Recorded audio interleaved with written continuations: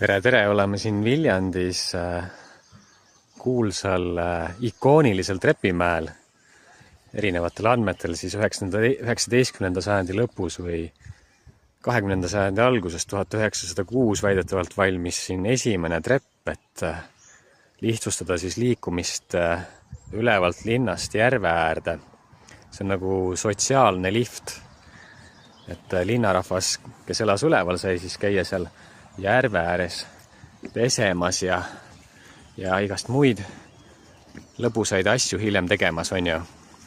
Siit me lähme Pipiga ülesse.